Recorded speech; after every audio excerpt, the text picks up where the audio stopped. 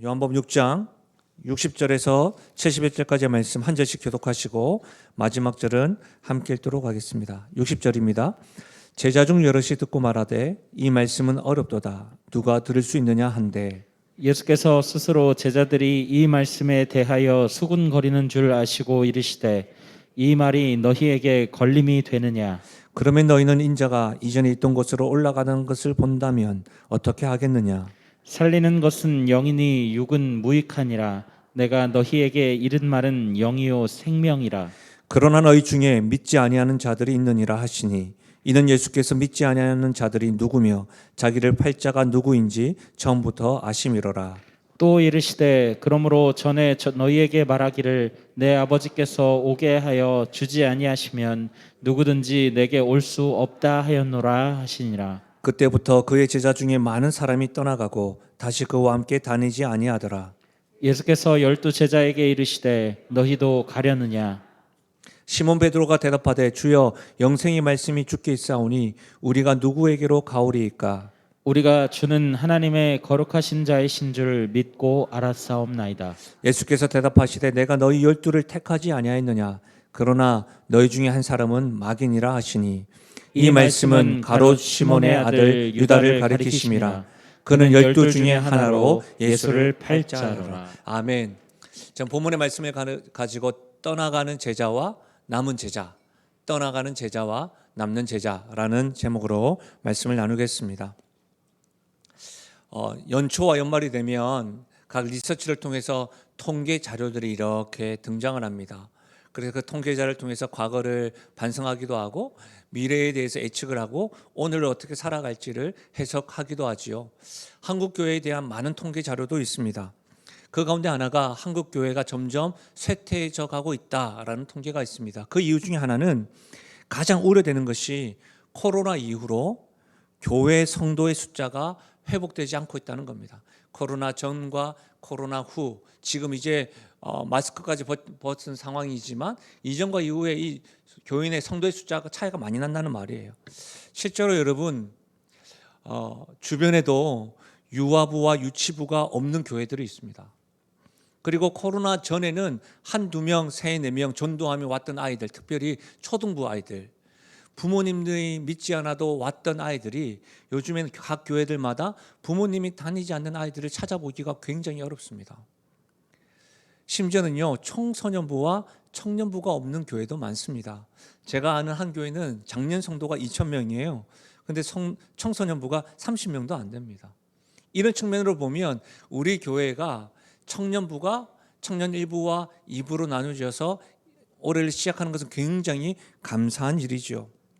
근데 여러분, 어쨌든 이런 현실 가운데 교회의 성장과 부흥의 잣대를 성도의 숫자로 판단하는 경우가 왕왕 있습니다. 그렇기 때문에 성도의 숫자가 이전만 못하고 코로나 전과 같이 회복되지 못한 교회가 쇠퇴해져 간다라고 하는 이 진단이요, 결코 어색하진 않습니다. 그렇죠? 근데 저는 이제 이런 자료들과 책을 보고 하게 되면 그냥 이렇게 보고 그냥 100% 수용하게 되는 것이 아니라 질문하게 됩니다. 제가 좀 이상하기도 한데요, 저에게 질문이 끊이지 않는 겁니다. 가령 이런 겁니다. 성도의 숫자만이 교회의 부흥과 성장의 잣대가 될 수 있을까? 이런 생각이 드는 거죠. 또 코로나 이후에 또 코로나를 지내오면서 교인의 숫자가 늘어난 교회들도 있답니다. 그럼 그런 교회들만 참 교회인가? 모여든 교회, 그 성도들이 그 교회가 참 진리가 선포되어져서 모여든 것일까? 만약 성도들이 흩어진 교회는 참 진리가 선포되지 않아서 흩어진 것일까? 뭐 이렇게 꼬리에 꼬리를 무는, 제가 보는 한 두세 명은 또 목사님 쓸데없는 생각하시네 이런 생각이, 그런 고민이 되는 거예요. 근데 그런 고민과 더불어서 제가 또 어디까지 고민하게 되냐면, 그럼 우리 영신교회는 지금 숫자적으로 아직까지 우리도 회복되지 않았는데 그럼 우리는 참 교회가 아닌가? 우리 교회 역시도 참 진리가 선포되지 않아서 그런 것일까? 이런 질문이 꼬리에 꼬리를 무는 거예요. 저만 생각하고 꼬리를 무는 것이 아니라 지금 현장과 온라인에서 예배드리는 우리 모든 영신교회 성도 여러분, 여러분의 생각이 궁금합니다. 여러분은 어떻게 생각하십니까? 우리 영신교회, 한국교회 왜 떠나가고 그런 걸까요? 요한복음 우리가 6장을 살펴보고 있습니다. 요한복음 6장 우리가 좀 오래 머물렀죠. 오병이어 사건을 살펴봤습니다. 그리고 물리를 걸으시는 예수님에 대해서도 살펴보았습니다. 그 이후에 생명의 떡에 관한 예수님의 가르침이 우리가 살펴보니 중간 말씀이 계속해서 반복되어져 있습니다. 이런 가운데 여러분, 예수님 곁에는 늘 큰 무리들이 따랐습니다. 오병이어를 경험한 사람들만 5,000명이었습니다. 여러분, 예수님 주변에는 흔히 요즘을 말하면 사람들이 바글바글했습니다. 슈퍼스타였습니다. 홍대 이런 거리에 지나가시면 연예인들이 딱 지나가면 사람들이 막 바글바글 하듯이요, 예수님이 딱 지나가는 곳곳마다, 지역 곳곳마다 몰려들었습니다. 또한 예수님을 따를 뿐만 아니라 예수님의 제자가 되기 위해서 그러하였습니다. 그런데 지금 분위기가 이상합니다. 6장 말씀의 결론이 지금 나고 있는데 분위기가 요상합니다. 꼭 오늘날 한국 교회가 쇠퇴해져 가고 있는 어둠침침한 모습과 유사한 것 같습니다. 왜 그렇습니까? 66절을 보십시오. 그때로부터 그의 제자 중에서 많은 사람이 떠나가고 다시 그와 함께 다니지 아니하더라. 그와 함께, 누구와 함께? 예수님과 함께. 예수님 곁을 많은 사람이 떠나가고 예수님과도 함께 하지 아니하는 그런 결론에 이르렀습니다. 수많은 군중들이 예수님을 따랐다가 지금은 몇 명밖에 남지 않았다는 말입니다. 얼마까지만 해도 환호했고 따랐던 사람들이 지금 떠나갔습니다. 분위기가 싸늘합니다. 왜 이러는 걸까요? 여러분, 세상적인 시각으로 보면 예수님은 처음은 고평가되어서 자신들의 인생을 책임질 임금으로, 왕으로, 리더십으로 생각했습니다. 그러나 지금은 현존하는 어떤 랍비, 현존하는 교사, 선생보다 조금 나은 정도의 수준, 그 수준으로 저평가되어져서 있는 분위기입니다. 그래서 예수님 곁을 떠나갔습니다. 여러분, 왜 이런 일들이 일어나는 걸까요? 오늘 말씀은 예수님을 환호했다가 떠나가는 사람들의 모습이 묘사되어져 있습니다. 또한 함께하는 제자들의 모습도 기록되어져 있습니다. 우리는 떠나가는 사람들의 모습과 함께하는 제자들의 모습을 통해서 하나님께서, 성령께서 우리들의 모습을 보여주고 우리의 모습은 어떤가 깨닫기 원합니다. 특별히 우리의 모습을 깨달으면서 예수님을 믿는다는 것이 무엇인지 분명히 알기를 원합니다. 그래서 예수님을 믿는다는 무엇인가? 영신교회가, 성도가 예수님을 믿고 믿음의 길을 걸어간다는 것이 어떤 의미인지를 깨닫고 은혜 받고 도전받기를 바랍니다. 그렇다면 이런 관점으로 보면 먼저 우리가 살펴봐야 될 것은 예수님을 떠나가는 제자들의 모습입니다. 여러분, 예수님을 떠나가는 제자들의 모습은 어떤 모습이냐면 진리의 말씀에 부담을 가지고 떠납니다. 예수님과 함께 하다가 그분 곁을 떠나간 사람들은 진리의 말씀을 이해하지 못했습니다. 생명의 말씀을 들었습니다. 듣긴 들었는데 부담을 가졌습니다. 도저히 자신이 용납할 수 없었습니다. 그래서 떠나기로 결정하였습니다. 여러분, 예수님 곁으로 모여든 사람들의 면면을 보면 왜 예수님과 함께 하였는지를 우리가 알 수 있습니다. 성경은 그것을 감추지 않습니다. 우리가 배웠는데요, 요한복음 6장 2절입니다. 들어보십시오. 큰 무리가 따르니, 왜 큰 무리가 따르느냐? 이는 병자들에게 행하시는 표적을 보았음이로라. 또 계속됩니다. 26절, 예수께서 대답하여 이르시되 내가 진실로 진실로 너희에게 이르노니 너희가 나를 찾는 것은 표적을 본 까닭이 아니요 떡을 먹고 배부른 까닭이다. 큰 무리들이 예수님 곁에 와서 함께하는 이유가 뭐예요? 예수님께서 각종 질병과 귀신 들린 자들을 고치고 치유하는 기적을 보고 많은 사람들이 몰려들었다는 겁니다. 이뿐 아니죠. 거기에다가 오병이어로 5,000명을 먹이시는 기적을 보았습니다. 그리고 환호성을 하였죠. 예수님을 임금으로 삼으려고 하였습니다. 왜요? 예수님을 임금으로 삼기만 한다면 오병이어로 5,000명을 먹였으니 육체적인 질병과 아픔을 치유할 뿐만 아니라 우리의 일용할 양식을 채워주겠구나, 그렇게 생각했던 겁니다. 여러분 한번 생각해 보십시오. 여전히 연초여서 많은 분들이 올해의 운세, 또 올해 여러 가지 가정에 대해서, 대소사에 대해서 계속 문의하고 궁금해하는 분들이 있습니다. 여러분, 제가 그럴 때마다 그렇게 찾아가지 마십시오. 꼭 용한 사람을 찾으려고 하면 용한 목사 여기 있으니 여기 오십시오라고 이야기했습니다. 그렇죠? 근데 여러분 생각해 보십시오. 만약 제가 여러분 아픈 분들 위해서 기도했다는 거예요. 근데 두통이 나요. 독감이 나요. 허리 디스크가 나요. 여러분, 제가 정말 놀라운 비밀 하나 이야기해 드릴까요? 제가 청년 사역을 할 때 기도하는 가운데 갑자기 이런 기도를 한 적이 있습니다. 변비로 고생한 사람 나와라. 갑자기 왜 그 말을 했는지 모르겠습니다. 청년 집회 때 청년들 민감한 그때에 그들에게 변비 있는 사람은 나와라. 내가 말하고 놀랐어요. 분위기가 갑자기 싸해졌습니다. 그런 가운데 3명이 손들고 나오는 거예요. 그때 제가 함께 기도했습니다. 근데 3명 중에 1명이 나았어요. 할렐루야. 2명이 일주일 뒤에 문자가 왔어요. 목사님 뚫렸습니다. 그때 여러분 청년들이 굉장히 부흥을 경험했습니다. 여러분, 만약 제가 기도하는 대로 독감이 낫고 두통이 낫고 허리를 고친다고 생각해 보십시오. 우리의 중3고 고3 아이들, 제가 기도할 때마다 좋은 고등학교 가고 좋은 대학교 가고 좋은 성적이 나온다고 생각해 보십시오. 청년들을 위해서 제가 기도할 때마다 취업과 이직, 결혼과 출산 등이 이루어진다고 한번 상상해 보십시오. 여러분, 제가 상상만 해도 좋아요. 상상만 해도 막 기도하는 대로 막 바다 파베 좋지 않습니까? 뭐 이렇게 하는 거죠. 이렇게 너무너무 좋아요. 그럼 여러분 어떻게 될까요? 각종 육체의 질고를 가지신 분들이 모여들지 않겠습니까? 학부모들이 지금 이 시간에 학원 가지 마라, 저희 가야 된다, 같이 예배드리지 않겠습니까? 청년들과 젊은 부부들이 지금보다 더 많이 교회를 찾지 않겠습니까? 왜 그렇습니까, 여러분? 그들은 기도하는 대로 질병이 치유되고 자녀들의 입시 문제가 해결되고 자신들에게 있어서 중요한 일들이 풀리는 것을 보았기 때문입니다. 지금 큰 무리들도 예수님을 왕으로 모시면 그분과 함께 육체적인 문제가 해결되어 건강하고 인생의 번영을 경험하고 여슬렘포의 진해와 같은 소원을 들어주는 것들을 바라면서 지금 모이고 있는 겁니다. 그래서 큰 무리가 오병이어 사건 이후에 예수님을 임금으로 삼으려고 했던 것이죠. 그런데 지금 예수님 곁을 떠나가고 있습니다. 왜 그런 걸까요?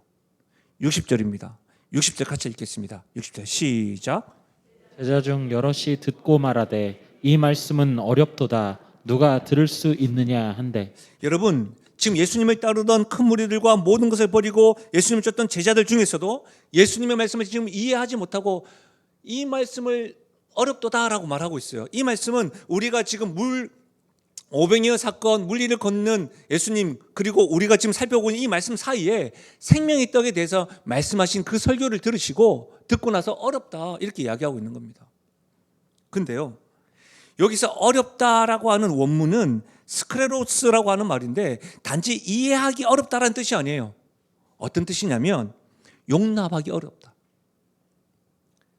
관용하기 어렵다, 내가 받아들이기 어렵다는 겁니다.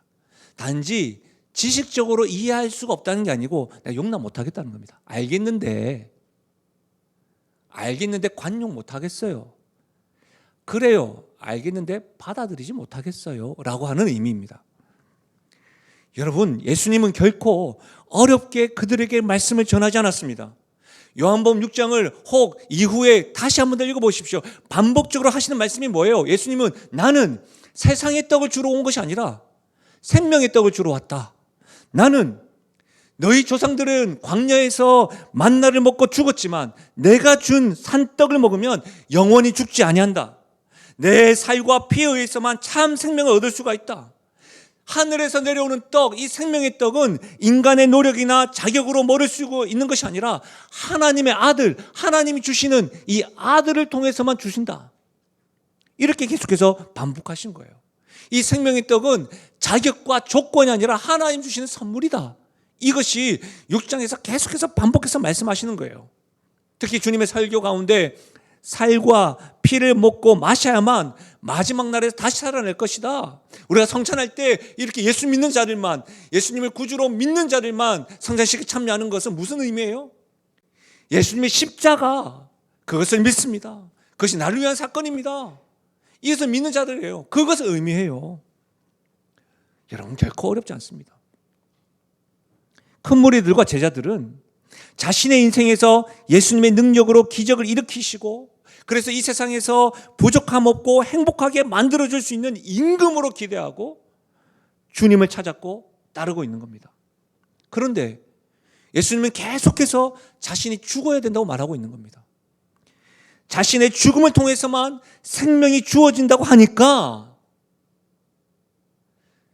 그 무리들이 도저히 받아들일 수 없는 겁니다. 용납할 수 없는 겁니다. 이에 중심을 보시는 예수님께서는 큰 무리들과 제자들의 심중을 아시고 61절에 이렇게 말씀하십니다. 내 말이 너희에게 걸림이 되느냐? 그들의 속내를 지금 들춰내고 있는 겁니다. 여러분, 주님의 말이, 주님 말씀이 걸림이 되었다는 말은 무슨 말이에요? 그들이 가고자 하는 방향에 주님의 말씀이 제동을 걸었다는 겁니다. 자신들의 생각과 계획은 주님의 도우심과 능력으로 자신들이 원하는 것, 자신이 원하는 그때 그 방법대로 이루어질 것이라고 생각하는데 도움되기는커녕 마음이 불편하게 할 정도로 예수님께서 나는 이쪽인데 이쪽을 가라고 이야기하는 겁니다. 그러니까 불편한 겁니다. 우리들이 가려고 하는 그 길에 태클을 걸고 있는 겁니다. 벽을 세워놓고 못 가게 하는 것 같이 느껴지는 겁니다. 그러니 뭐예요? 부담이 되는 겁니다. 용납이 안 되는 겁니다. 도저히 예수님 말씀 그냥 왕으로 남아서 나의 육체적인 질고를 고쳐주시고 떡을 주세요. 일용의 양식을 채워주세요. 아니다. 십자가다. 생명이다. 이야기하니까 용납이 되지 않는 겁니다. 그래서 지금 큰 무리들과 제자들이 떠났고 떠나려 하고 있는 겁니다. 사랑하는 여러분, 예수님 곁을 떠나는 제자들과 무리들은 예수님이 베푸시는 기적과 축복에는 환호하였지만 예수님의 십자가의 죽으심, 그분의 말씀에 실망하고 등 돌리고 떠나고 있는 겁니다. 우리는 지금 믿음 생활하고 있습니다. 믿음 생활하면서 하나님의 뜻보다는 자신의 뜻이 이루기를 바라고 하나님의 말씀보다는 자신의 생각만을 붙잡고 있을 때에 하나님의 말씀과 뜻이 걸림이 되는 겁니다. 제가 어떤 성도와 대화 중에 그 성도가 저에게 이런 말을 하더라고요. 자신이 교회를 떠났다고. 근데 교회를 떠난 이야기를 들려주는데 이렇게 말하더라고요. 목사님, 저는요 신앙생활을 알아서 잘합니다. 저는 알아서 잘하는 스타일입니다. 그런데 교회에서는 계속 봉사하라고, 선교하라고, 11조 생활하라고, 십자가의 길을 걸어라고 하니까 듣기 싫었습니다. 알아서 잘하는데. 그리고 저는 주일 딱 한 번, 1시간 예배, 그 예배 드리는 것으로 신앙을 하겠다고 하는데 설교도, 목사님은 설교도 길지요. 예배도 1시간은 넘는 것 같지요. 계속 십자가 이야기하죠. 뭔가 하라고 하지요. 작은 교회 모임 하라고 하지요. 깊숙이 들어가면 해야 할 일이 많다는 겁니다. 그래서 자기는 교회를 끊었다고 하면서 목사인 저에게 계속 말하는 것이 좀 부담스러웠는지 목사님, 제가 믿음이 약해서요 교회를 끊었어요 하더라고요.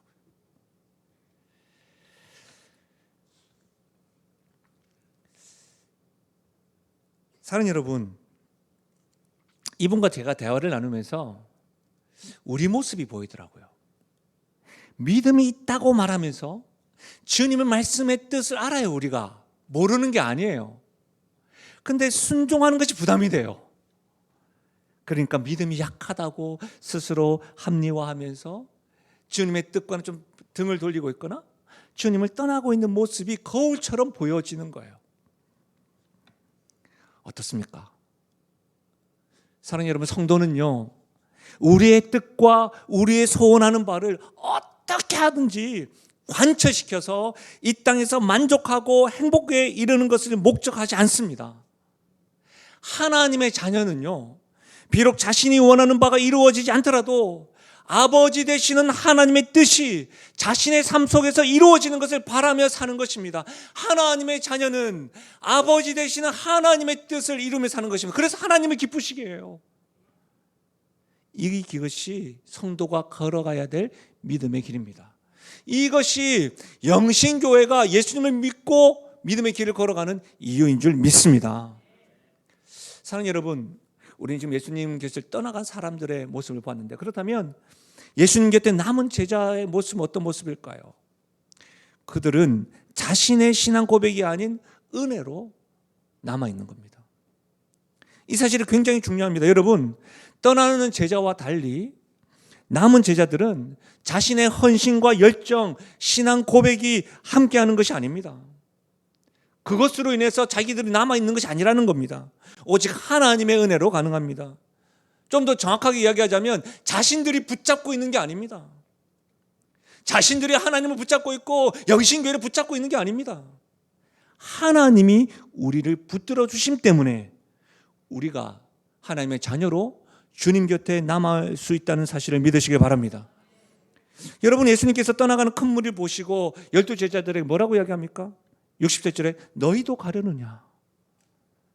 여러분, 이 말을 보면 제자들의 상황이 어떤지 짐작할 수 있는 거 아니에요. 예수님이 떠나는 무리를 보고 12 제자들도 역시도 마음이 요동이 친 거예요. 그러니까 예수님이 너희도 가려느냐라고 말하는 겁니다. 여러분, 사실 요동치지 않겠어요? 주변 사람들이 다 떠나는데 우리 자신만을 잘 지키고 있다는 것이 왠지 불안하기도 하고, 자신의 선택이 잘못된 것은 아닐까 염려되지 않겠습니까? 어렵게 생각할 필요 없습니다. 찬양대가 지금 가득히 하고 있는데 한두 명이 빠지는 거예요. 한두 명 빠지면 표도 안 나지. 4-5명 빠지는 거예요. 그런데 권사님들과 직분자들이 빠지는 거예요. 나만 지켜도 되나? 이런 생각 안 하겠습니까? 12 제자도 지금 그런 마음인 거예요. 여러분 같으면 어떻게 하시겠습니까? 제자들의 감정 느껴지시나요? 사실 우리 주변에도 이전에는 신앙생활을 했는데 지금은 하지 않는 분들이 간혹 있습니다. 그 이유를 한번 들어보셨습니까? 한번 들었던 것들 기억에 떠올려 보십시오. 또한 교회에 대한 부정적인 이미지로 인해서 아예 신앙생활을 강조하지 말라는 분들도 있습니다. 여러분, 대체로 그런 분들의 말에 공통점이 뭔지 아세요? 교회를 떠나고 예수님을 떠나는 이유는 말씀 때문이 아닙니다. 사람 때문입니다. 교회에서 사람에게 상처를 받고 시험을 받고 자존심 상했고 질려서 하나님을 떠났다, 교회를 떠났다고 말하는 분들이 우리 주변에도 있지 않습니까? 여러분, 우리는 우리 주변에 왕왕 일어나는 이런 사건을 통해서 우리에게 어떻게 보면 신앙이 결단을 할 수 있는 기회도 있습니다. 어떤 기회가 있죠? 교회 다니는 사람이 싫어서 교회를 떠났다고 한다면 반대로 교회 다니는 사람이 좋아서 하나님이 좋아진 사람도 있겠지요. 그렇지 않겠습니까? 저는 영신교회가, 우리 영신교회 모든 성도들이 우리가 좋아서 하나님을 찾는 이들이 많아지기를 바랍니다. 우리를 통해서 하나님이 좋아지는 경우만입니다. 사랑하는 여러분, 우리 직분자를 통해서 성도들이 하나님 보게 되는 겁니다. 작은 교회 모임 순장들을 통해서 하나님을 알게 되는 겁니다. 영신교회 먼저 신앙생활 하신 분들을 통해서 새가족들이 하나님을 알게 되는 겁니다. 부모가 좋아서 자녀들이 하나님을 알게 되는 겁니다. 반대로 자녀들의 그 열심히 하는 모습을 통해서 부모가 감동을 받는 겁니다. 이웃과 친구가 좋아서 교회에 대해서 궁금증을 가지는 겁니다. 사랑하는 여러분, 2023년도에 이런 은혜가 우리 가정과 교회에 가득하기를 예수님의 이름으로 축복합니다. 사랑하는 여러분, 그러나 분명히 말씀드립니다. 이런 결단과 도전 좋지만 여러분, 신앙은요 사람에 의해서 되는 거 아닙니다. 하나님 말씀에 기초를 두어야 합니다. 예수님께서 12 제자에게 너희도 가려느냐 할 때에 여러분, 시몬 베드로가 뭐라고 합니까? 주의 영생의 말씀이 주께 있으니 우리가 누구에게 가겠습니까? 이렇게 말합니다. 이건 엄청난 고백 아닙니까? 요즘으로 이야기하자면 시몬 베드로는 명언 제조기, 유머 제조기, 예? 저의 유머 중에 하나는 안 통합니다. 뭐 이런 거잖아요. 정말 안 통합니다. 예. 안 통하군요. 어쨌든 여러분, 그런 제가 볼 때 시몬 베드로 그런 것 같아요. 신앙 고백이 명은 기특하지 않습니까? 근데 여러분, 어떤 의미에서 이 시몬 베드로의 이 신앙 고백이 뭔가 탐탁지 않습니다. 왜 그럴까요? 베드로는요, 3년 동안 예수님과 함께하면서 제대로 하나님의 뜻을 이해하거나 분간하지 못했습니다. 예수님께서 십자가를 지시는 그 밤에도 3번이나 예수님을 부인했습니다.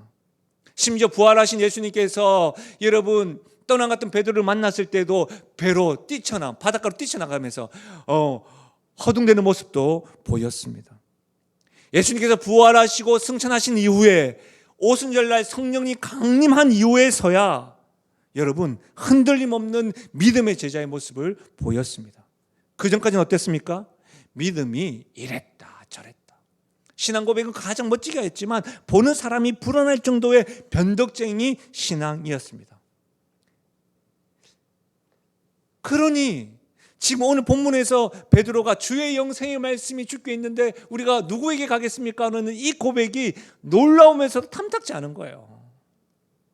시몬 베드로는 다른 곳에서도 예수님에 대한 고백을 했습니다. 기억나십니까? 마태복음 16장 13절과 17절 같이 한번 읽어볼까요? 마태복음 16장 13절과 17절 같이 읽겠습니다. 시작. 예수께서 빌립보 가이사랴 지방에 이르러 제자들에게 물어 이르시되 사람들이 인자를 누구라 하느냐? 이르되 더러는 세례 요한, 더러는 엘리야, 어떤 이는 예레미야나 선지자 중에 하나라 하나이다. 이르시되 너희는 나를 누구라 하느냐? 시몬 베드로가 대답하여 이르되 주는 그리스도시요 살아계신 하나님의 아들이시니이다. 예수께서 대답하여 이르시되 바요나 시몬아 내가 복이 있도다. 이를 내게 알게 한 이는 혈육이 아니요 하늘에 계신 내 아버지시니라. 시몬 베드로의 고백을 들어보십시오. 주는 그리스도시요 살아계신 하나님의 아들이십니다.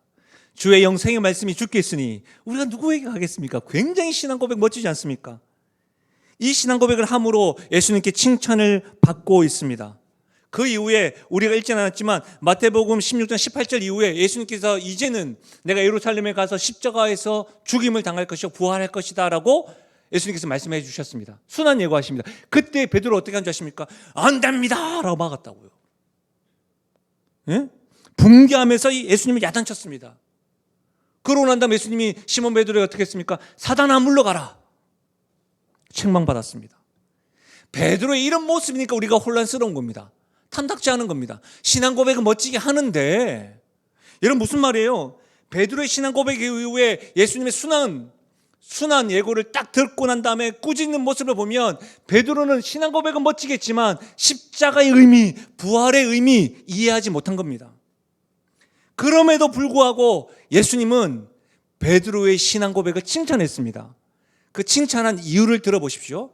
마태복음 16장 16절 주는 그리스도시요 살아계신 하나님의 아들입니다라고 고백한 이후에 17절에 이렇게 칭찬했습니다. 들어보십시오. 예수께서 대답하여 이르시되 바요나 시몬아 내가 복이 있도다. 이를 내게 알게 한 이는 혈육이 아니요 하늘에 계신 내 아버지시니라. 이 말이 무슨 말입니까? 주는 그리스도시요 살아계신 하나님의 아들입니다. 이 고백이 누가 알려줬다는 거예요? 하나님께서 알려줬다는 거예요. 하나님의 은혜로 신앙 고백했다는 사실입니다. 놀라운 신앙 고백을 한 베드로이지만 신앙적으로 여전히 불안한 모습이고 흔들리는 모습이지만 그가 곁에 남아있는 것은 그의 결단과 의지와 신앙 고백을 멋지게 해서가 아니라 신앙 고백 역시도 하나님 은혜로 한 것이고 매 순간 베드로를 이끌어주시고 붙들어주신 분이 바로 하나님 은혜 때문에 그가 예수님 곁에 남아있었다는 말입니다. 여러분, 저는 베드로의 고백 진실이었음을 의심하지 않습니다. 영생의 말씀이 주께 있으니 우리가 누구에게 가겠습니까? 예, 진실한 고백입니다. 그러나 이 고백과 믿음의 결단이 자신의 의지가 아니라 하나님의 은혜로 된 겁니다. 행위에서 난 것이 아닙니다. 그래서 자랑할 것이 없다는 사실입니다. 견고한 믿음과 의지에 의한 것이 아니라는 사실입니다.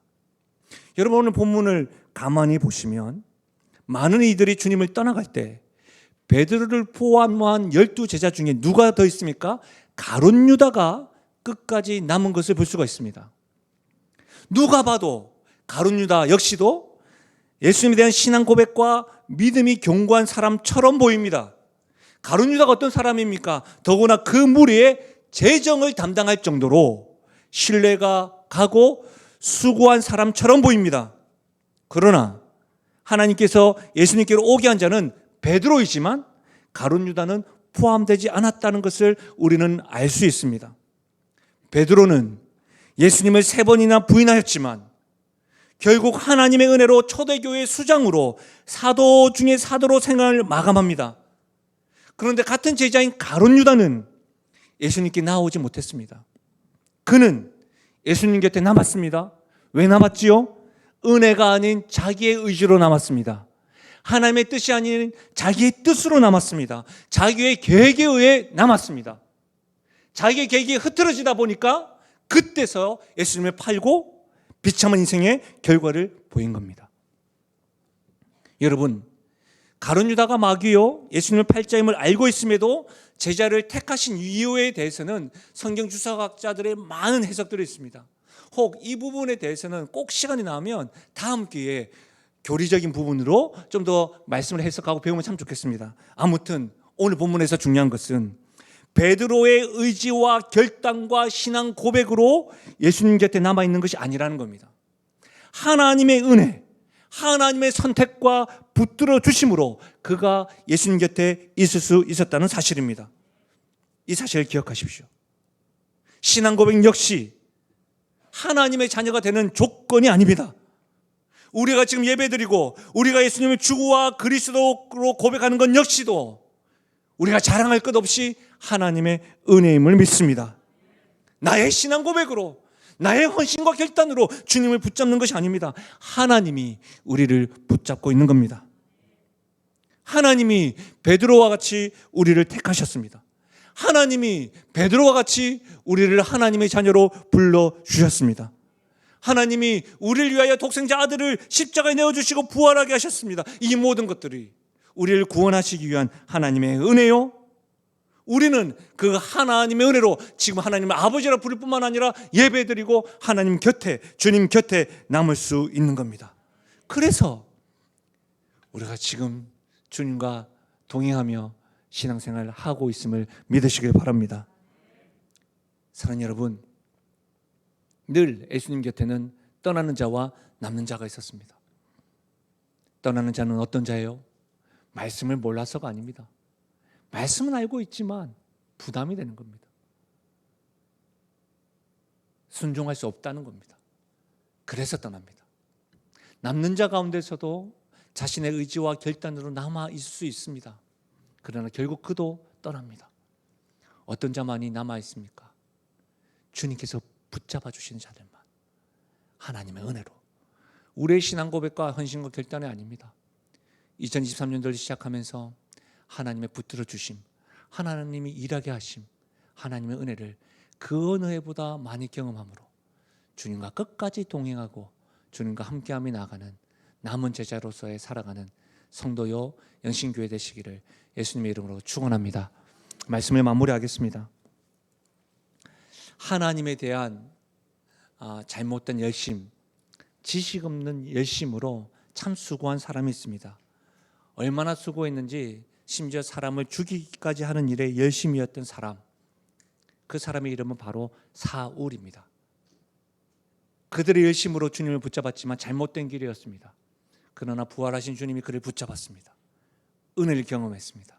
그리고 그가 나는 그리스도의 노예입니다, 그리스도의 종입니다라고 고백하고 난 이후에 이렇게 고백했습니다. 들어보십시오. 고린도전서 15장 9절입니다. 나는 사도 중에 가장 작은 자라. 나는 하나님의 교회를 박해하였으므로 사도라 칭함 받기를 감당하지 못할 자니라. 그러나 내가 나된 것은 하나님의 은혜로 된 것이니 내게 주신 그의 은혜가 헛되지 아니하여 내가 모든 사도보다 더 많이 수고하였으나 내가 한 것이 아니요 오직 나와 함께 하신 하나님의 은혜로라. 감히 사도 바울과 비교되지 않지만 제가 이렇게 목사가 되어서 주를 위해 살고 주 곁에 남아있는 것 역시도 모두 주님의 은혜입니다. 말할 것도 없이 저 역시도 저의 인생을 이렇게 펼쳐 보이고 관찰 카메라로 여러분 보신다면 허둥대고 넘어지고 쓰러지고 자빠지는 모습이 수없이 많습니다. 근데 그럼에도 불구하고 저의 신앙 고백, 저의 열심, 저의 경험 아닙니다. 주님이 붙잡아 주셔서 여기 있는 겁니다. 내가 아닙니다. 주께서 나를 붙잡아 주셨습니다. 나의 신앙 고백이 아닙니다.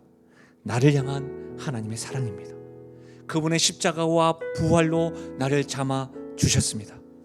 사랑하는 여러분, 모두가 다 주님 곁에 남아있기를 원합니다. 하나님의 은혜를 알고 그 은혜에 감격하고 그 말씀에 순종하여 주를 위해 살아가는 성도요 교회 되시기를 예수님의 이름으로 간절히 축원합니다. 우리 시간 말씀을 생각하시면서 2월의 찬양, 이 찬양의 고백으로 주님께 말씀에 반응하며 나아가도록 하겠습니다. 모든 것이 주님의 은혜라며, 모든 것이 주님의 은혜라며, 내 삶에 당연한 것은, 내 삶에 당연한 것은 하나 없네. 고르고 골라 내게 주신 것이라며, 내 삶에 버릴 것은 전혀 없네. 내 삶에 버릴 것은 전혀 없네. 다시 한번 더요. 모든 것이 주님의 은혜라며, 모든 것이 주님의 은혜라며, 내 삶에 당연한 것은 하나 없네. 고르고 골라 내게 주신 것이라며, 내 삶에 버릴 것은 전혀 없네. 메마른 땅에서도 날 만족해 하시며, 메마른 땅에서도 날 만족해 하시며, 나로 물이 끊이지 않는 샘 만드실 주님, 나의 피곤한 무릎 일으켜 주시며, 지금도 나를 인도하시네. 다시 한번 더요. 모든 것이 주님의 은혜라며, 모든 것이 주님의 은혜라며, 내 삶에 당연한 것은 하나 없네. 고르고 골라 내게 주신 것이라며, 내 삶에 버릴 우리 시간 말씀에 반응하여 다 같이 일어나서 찬양하겠습니다. 다시 한번 더요. 모든 것이 주님의 은혜라며, 내 삶에 당연한 것은 하나 없네. 고르고 골라 내게 주신 것이라며, 내 삶에 우리 최고의 목소리로 고백하실까요? 모든 것이 주님의 은혜라며, 모든 것이 주님의 은혜라며, 내 삶에 당연한 것은 하나 없네. 고르고 골라 내게 주신 것이라며, 내 삶에 버릴 것은 전혀 없네. 메마른 땅에서도 날 만족해 하시는 주님, 메마른 땅에서도 날 만족해 나로 하시며, 물이 끊이지 않는 샘 만드실 주님, 물이 끊이지 않는 샘 만드실 주님, 나의 피곤한 무릎 일으켜 주시며, 지금도 나를 우리 전심으로 고백하실까요? 인도하시네. 아멘. 모든 것이 주님의 은혜라며, 내 삶에 당연한 것은 하나 없네. 고르고 골라 내게 주신 것이라며, 내 삶에 버릴 것은 전혀 없네. 사랑하는 여러분, 우리가 주님 곁에 있는 것도 은혜입니다. 주님이 붙잡아 주신 그 은혜입니다. 이 은혜 결코 잊지 말고 주님의 뜻에 순종하며 살아가십시다. 결코 우리가 주님 곁을 떠나가지 마십시다. 넘어지고 낭망할 수 있습니다. 그때도 붙잡아 주시는 그 주님의 은혜, 그것으로 인하여 주님을 찬양하며 나아가십시다. 우리 시간에 주의 성령께서 여러분 각자에게 주시는 말씀, 하나님, 내가 넘어질 때도 있고 쓰러질 때도 있지만, 주의 말씀을 부담스러워할 때도 있지만 그 말씀에 순종하며 은혜로 주님의 자녀로 살아가겠노라고 우리 주 앞에 소리내어 기도하며 나아가겠습니다. 기도하시겠습니다. 오 아버지 하나님, 참으로 감사합니다. 주님께서 함께하여 주시옵소서. 하나님, 너희도 나를 은혜하여 주시길 간절히 소원드립니다. 오 아버지 하나님께서 은혜 더해 주시고 붙잡아 주시고 이끌어 주시옵소서. 주님께 영광 돌려드리길 원합니다. 하나님 아버지께서 함께해 주시고 은혜 베풀어 주시길 원합니다. 하나님 그 은혜를 경험하기 원합니다. 내가 아닙니다. 주님께서 나를 붙들어 주시네 감격하게 나가게 해주시옵소서. 나의 신앙 고백이 아니라 나를 향한 주님의 사랑이요, 나를 향한 주님의 붙들어 주심을 알고 살아갈 수 있도록 은혜 더해 주시길 간절히 바라고 소원드립니다. 떠나가는 제자가 아니라 남는 제자가 되게 해주시고 주님의 은혜로 말미암아 하나님과 동행하며 나가는 은혜 되게 해주시기를 간절히 바라고 소원드립니다. 오 아버지 하나님, 원하고 원하오나니 하나님의 은혜로 말미암아 살아가게 하시고 올 한 해 동안에 그 하나님의 말씀에 순종하며 결단하며 나가는 은혜가 있게 하여 주시옵소서. 아멘. 주님, 모든 것이 주님의 은혜라며 모든 것이 주님의 은혜라며 내 삶에 당연한 것은 하나 없네. 고르고 골라 내게 주신 것이라며 내 삶에 버릴 것은 아멘. 밤이나 낮이나 밤이나 낮이나 어제나 오늘도 영원히 주만 찬양해. 괴롭고 슬플 때 낭만하며 넘어져도 언제나 주만 찬양. 우리 마지막으로요. 그렇습니다. 밤이나 낮이나 어제나 오늘도 영원히 주만 찬양해. 괴롭고 슬플 때 낭만하여 넘어져도 언제나 주만 찬양하겠네. 하나님 아버지, 넘어지고 쓰러져도 우리를 붙들고 계시는 주님을 찬양하고 우리를 붙잡고 계시는 그 주님을 향하며 나아갈 수 있도록 도와주시옵소서.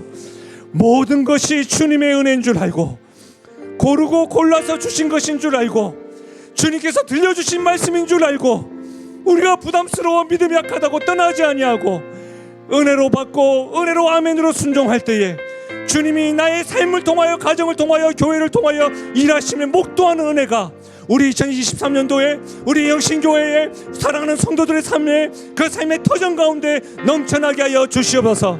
밤이나 낮이나 어제나 오늘도 영원히 변함없으신 주님의 은혜를 찬양하고 감사하며 붙들며 나가겠사오니 그 은혜에 감격하며 나가게 하시고 감사가 넘치게 하시고 그 은혜로 말미암은 열매들이 넘쳐나는 우리 영신교회 우리 성도들 되게 하여 주시옵소서. 감사합니다 주님, 찬양합니다 주님. 예수님의 이름으로 기도하옵나이다. 아멘. 함께 선포하며 나가겠습니다. 나는 하나님으로부터 부름받은 하나님의 자녀입니다. 우리는 세상으로 보냄받은 그리스도의 제자입니다. 아멘. 오후 예배가 온 세대의 찬양 예배로 드려지고 있습니다. 마음껏 찬양하고 기도하고 또 말씀 듣고 그런 시간들로 온 세대가 통합해서 예배드린 그 예배에도 여러분을 기쁘게 초대합니다. 한 주간도 승리하시고요, 건강하십시오. 2월입니다. 다시금 시작하면 되겠습니다. 하나님의 축복을 받겠습니다. 지금 우리 주 예수 그리스도의 은혜와 하나님 아버지의 무한하신 사랑과 성령 하나님의 위로 교통하심 충만하신 역사가